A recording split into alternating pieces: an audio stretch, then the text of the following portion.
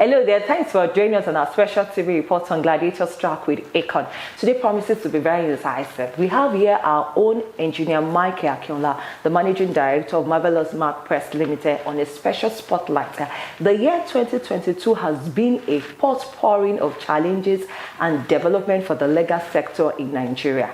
As the year runs off, it becomes imperative to assess the level of development so far and what to expect in the coming year. So today, we have eminent personality in the legal sector to talk about this issue.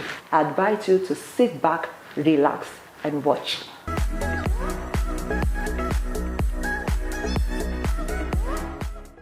Rafiu Adinyoju Lawan Rabana SAN is a stalwart who never shies away from giving decisive opinions when it comes to matters of the law, economy, development, human rights, and justice, among others. He is the chief counsel of R.A. Lawan Rabana & Co., a full-service law firm with proficiency in litigation, arbitrations, with dispute resolution, corporate, commercial, and other parties.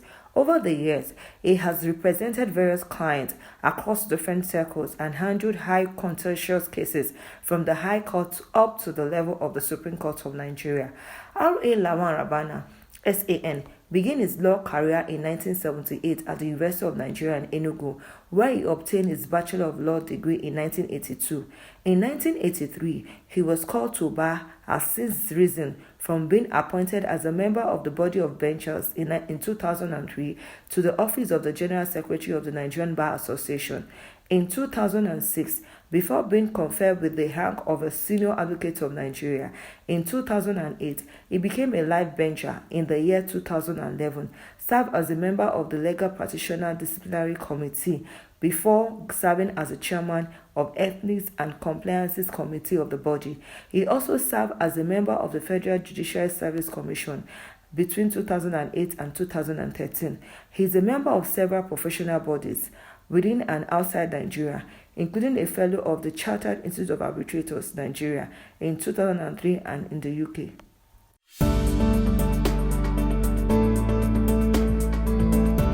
My policy has always been just three words.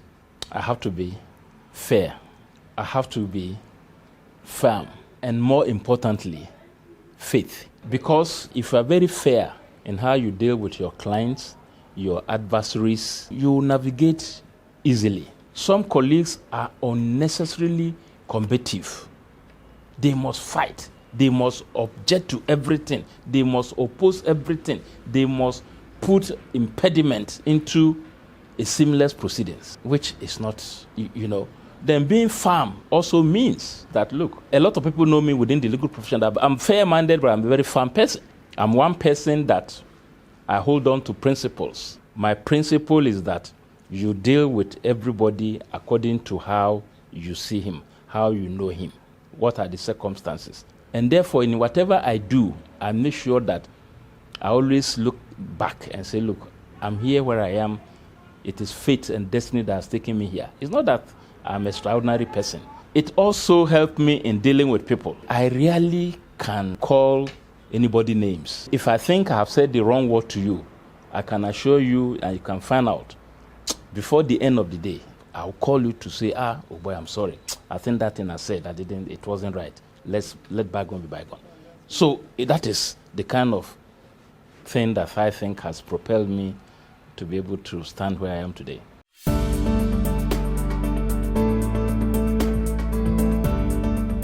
honestly, the way we are moving now, those in general litigation may likely run out of business unless we begin to specialize. Some of us are also guilty because we all started as general practitioners. We did it, became an SAN, and we still believe we can continue like that.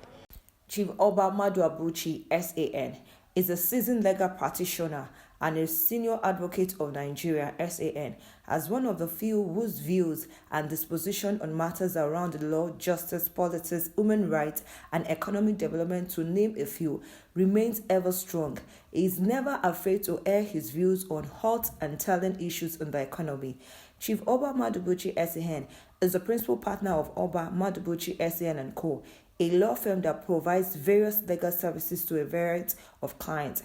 He is a stalwart in the Nigerian legal sector, representing a number of prominent personalities in the country, most notable being the former governor of Imo State, Rochas Okorocha.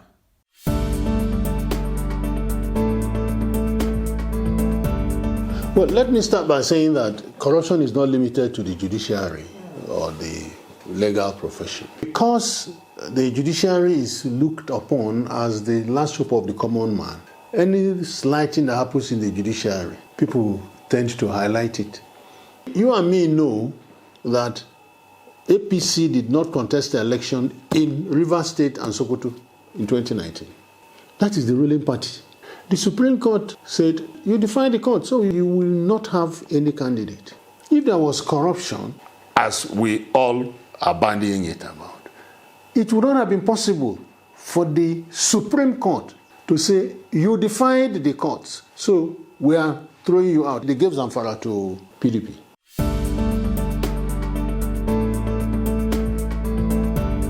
I've never been an advocate of increasing salaries. I'm rather more interested in enhancing appurtenances of office. If you increase salaries, the landlord will hear it. The man selling garri will hear it. But if you provide like free education, have a working health insurance scheme, make sure that people who are going to work have a veritable and viable transport system that does not break their pockets, they will have enough money to buy their necessities. But the moment you say you are enhancing salary, no, we added 40,000 for you, the landlord will say, but they have increased your salary, so your rent is no longer 150, it is 200,000. And that money, the whole thing they added for you is gone. But it is better than not doing anything at all.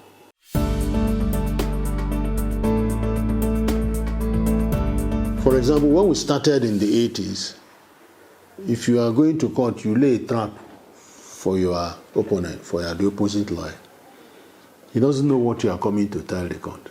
When you're arguing, you simply stand up, you speak all the grammar, the judge will record you, then the other person will answer. It was an ambush.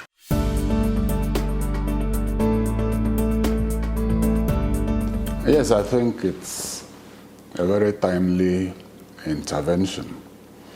As I said, the judiciary is massive, and over the years, what has happened in the civilized countries, so to speak, is that attempts have been made to adequately remunerate performing judicial officers as well as retired ones. And the reason is very simple.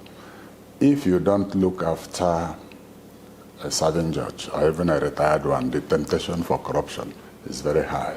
And so I commend the President and all those who have made it possible for that package to even look possible in the nearest future.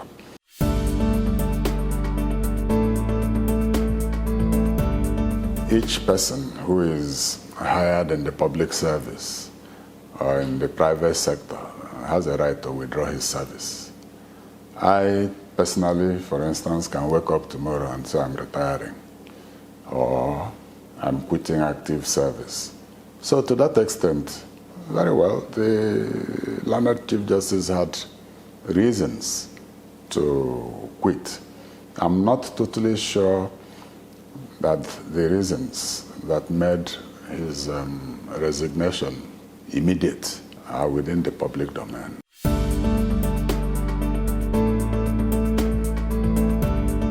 I was called to the Nigerian Bar in 1978. That means 44 years ago. The truth is, at the time I was called, my number was 4,000 and something. That is the totality of the lawyers in Nigeria, 4,000 and something. Now, I believe that figure should be about 200,000 without expanding scope. Lawyers are trained to be versatile. You can fit into the private sector, you can fit into the public sector, but with attendant vibrancy.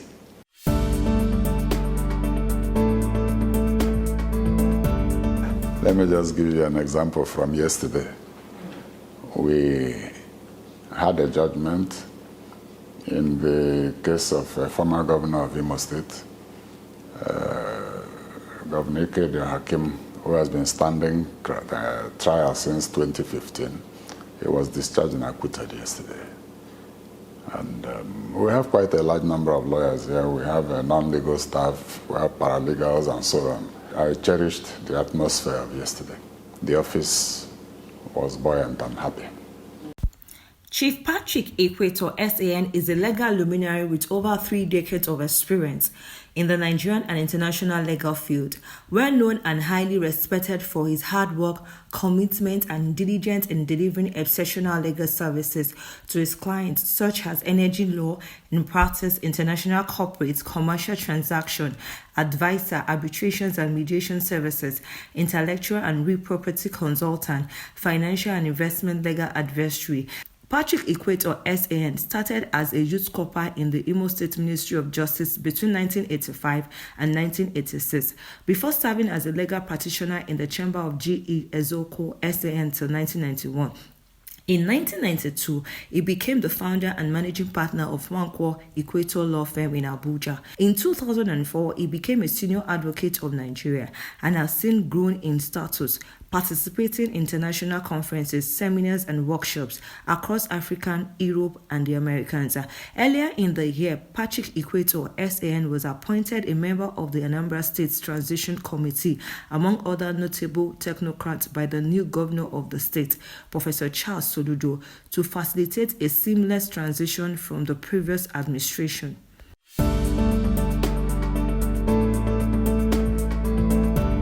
Well, the terrain is now very difficult, I must tell you.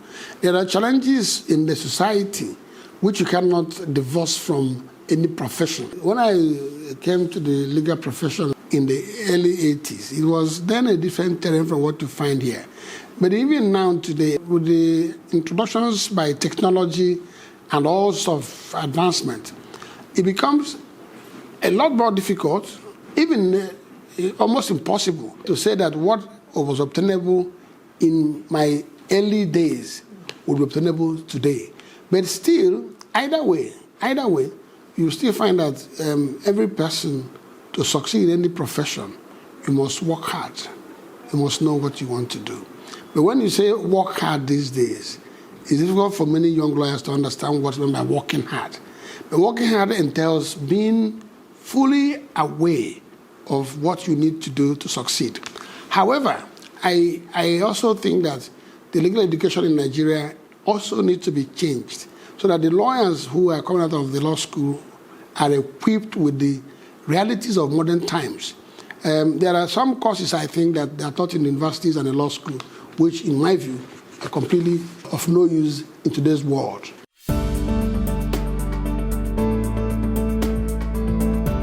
Well, I don't think that 20 bar associations will improve the welfare of legal practitioners. I am aware that in England, from where we copy these things, they have a dual qualification, barrister and solicitor, so that you have the Bar Council of England and Wales, you have the Law Society to which solicitors belong. Now, in Nigeria here, it is an infused profession. We are a barrister, you are a solicitor. So I do not see what we will gain from any bifurcation of the organization. In my humble view, the Nigerian Bar Association, as it is being managed, is indeed addressing issues of concern to lawyers. I don't think there's any need to duplicate the Bar Association to have another group of lawyers, because all of us are qualified and we belong to one group, this is barrister and solicitor of the Supreme Court of Nigeria.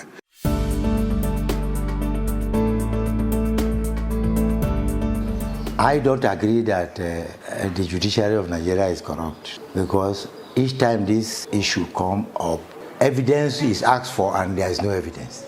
Nigeria is more than 100 years in the legal profession activity. No evidence. No judge has been jailed. I can't see.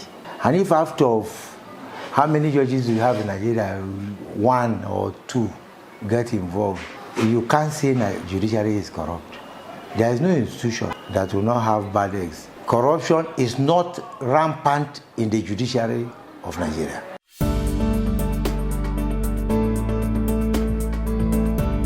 It's a good development. What they put in is so much, and they deserve to be compensated. They should be paid what they are entitled to because of their status. Their status is a peculiar, different thing. The 3 arms of government, the executive, the judiciary, and the legislature, have different roles to play in growing the society. Theirs is a special case in the sense that the workload and the backwardness of our system, the system is obsolete. It makes it so difficult for them to function properly. So they need to be remunerated, and if that is done, it's commendable. We like it, we are happy.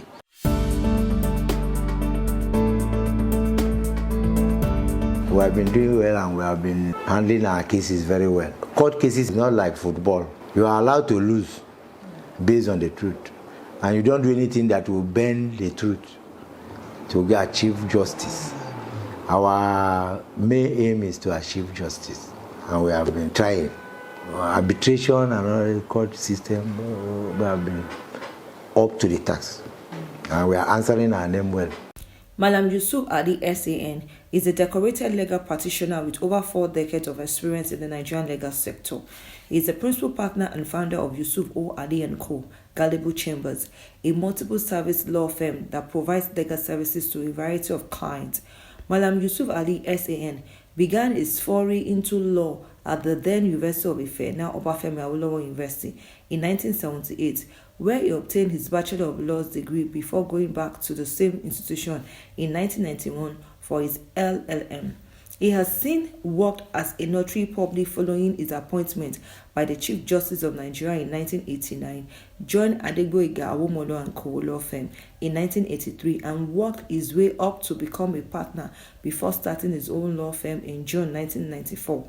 He became a senior advocate of Nigeria in 1997. He is a member of many national and global international bodies. He has multiple awards, honors, and fellowships to his name and currently sits on boards of many companies and institutions. He is the founder of Yusuf Ali Foundation for his global philanthropic initiative, and his contributions and recognition transcend the shores of the country. He is well known as a strong advocate for justice, passion about quality and accessible education. His magnanimity as a philanthropist, a published author, among other developmental moves even beyond the legal field.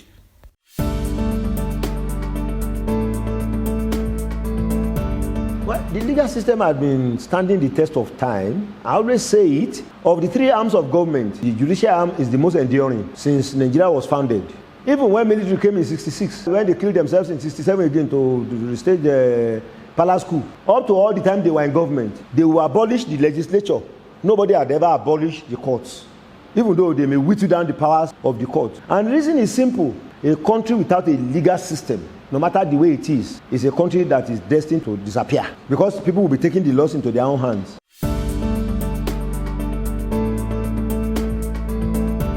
The highlight is that we've been able to keep our heads above water, for which we thank Allah. It's not been a bed of roses, but we are not worse off. We have been able to meet our obligations as a firm. God has been kind to us. We are still able to ply our trade on a daily basis of going to court, attending to client issues and concerns.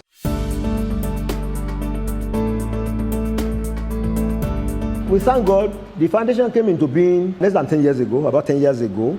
But it was just to actualize and formalize what God has directed me to be doing for years. Normal philanthropy, assisting other people. We just decided now to make it formal by having a body that can administer some of the efforts and some of the interventions that I'd been doing as a private person. The 26th President of the United States, Theodore Roosevelt, once said, "Old age is like everything else. To make a success of it, you've got to start young." That is the story of Ishaka Diko Muji, SAN, who is one of the youngest senior advocates of Nigeria, the graduate of Ahmadu Bello University Zaria, who was once the national president of the Nasarawa State Student Association. He is vast in the knowledge of the law, he is smart, and his personality reflects a gentleman par excellence, who is also a visionary leader.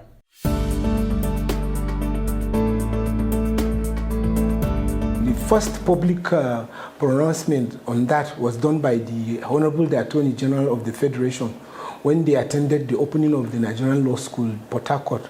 For us that are stakeholders in the justice sector, that's quite a very welcome idea. It's something that is quite long overdue. In fact, the saying goes, you can verify, the Nigerian judiciary, particularly the Supreme Court, is the most overworked Supreme Court in the whole of the world. Now, when you look at their remuneration, it's quite nothing to go home about. Compare it with what our average politicians take home as home pay.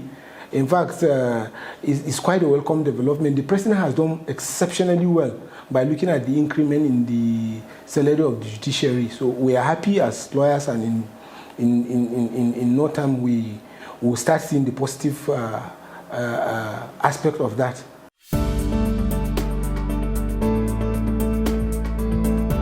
Quite progressive.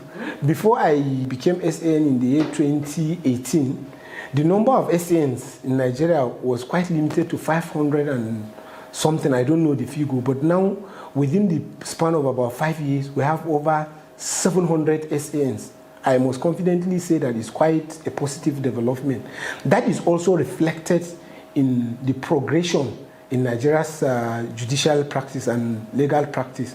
For me, I'm always a positive-minded legal practitioner. So I will say from the period we started, I was called to the bar, not quite long anyway, 2006. But from that period to now, quite improving. And the justice sector is quite commending.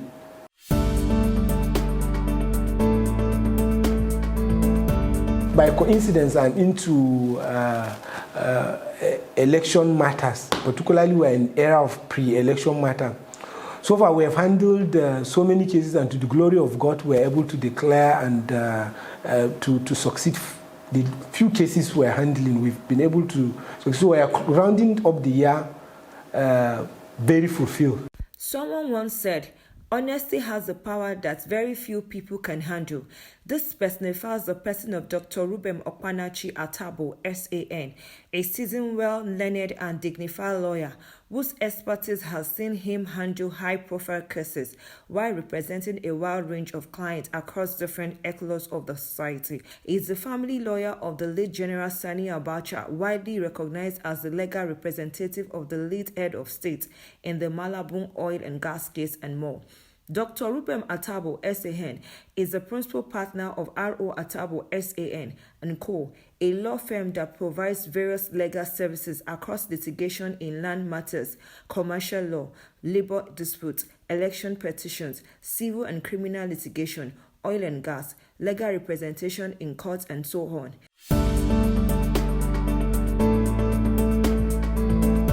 Seniority is very important. It's one of our traditions at the bar. So we must accord seniority to those who have gone ahead of us. So we must restore this. Otherwise, it is not good for the profession. There are a lot of areas that they are declining. Even the mode of appointment of some judges called for question.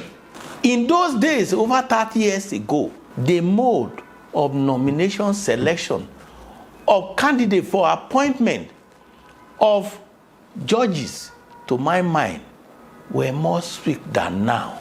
So in my view, to strengthen the bench, let the best come out, both from the bar as well as from the judiciary, so that both the bench and the bar can work together for effective dispensation of justice. Engineer Michael Akinola is a force in the Nigerian printing press space with a difference. He is the CEO of Marvelous Mark Press Limited, a top printing and publishing firm established to providing top-notch, value-driven, and cost-effective print services to its clients within and outside the shores of Nigeria. As the name implies, he has carved a niche for himself with his marvelous works, which reflects his outstanding personality with decades of experience in the field. He has been able to innovate the printing processes with the constant introduction of advanced technology to enhance the quality of his printing works to the satisfaction of his ever-growing clients. Furthermore, he has been able to create jobs, impact the Nigerian economy, and attracted deserved awards of recognition.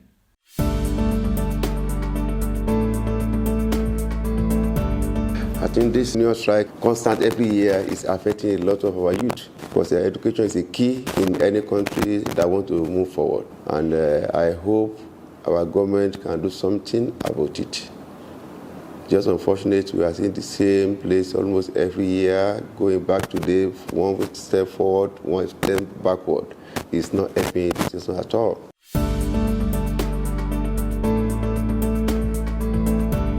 Yes, the advice I give to our government that they make sure they put more effort on that education to encourage our youth, at least to meet up with the other country. It will help our, not only printing sector, it will help almost every sector in Nigeria. You know, all departments, no matter where, cannot do without an education, so it's a key.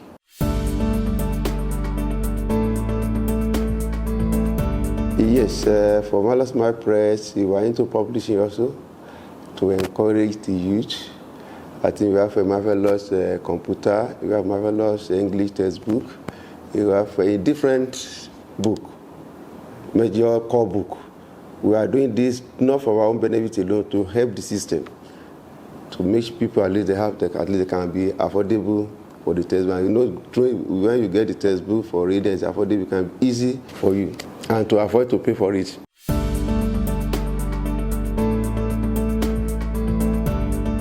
Our prayer that let God give us a good leader in the forthcoming election.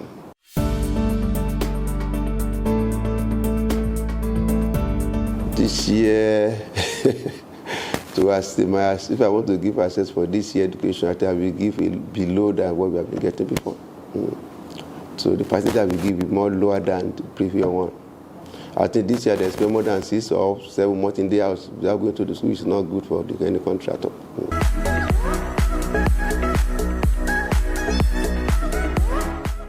What I could achieve by my own hard work, by my principles, by my determination. But today there's an explosion of legal areas of practice. Once you start becoming a legal mind, you have to conform to certain statutory factors. Nigerians want to see that the country succeeds, that whatever we're doing succeeds. Every lawyer in this country belongs to the Nigerian Bar Association, and I think it's safer for us to remain that way. Who are supporting other people may decide on their own now to start agitating for us to have a bar that is all-inclusive. Judicial officers, in terms of infrastructure, the number of courts, the number of judges, the number of magistrates. You can't expect about 50 judges to administer justice effectively.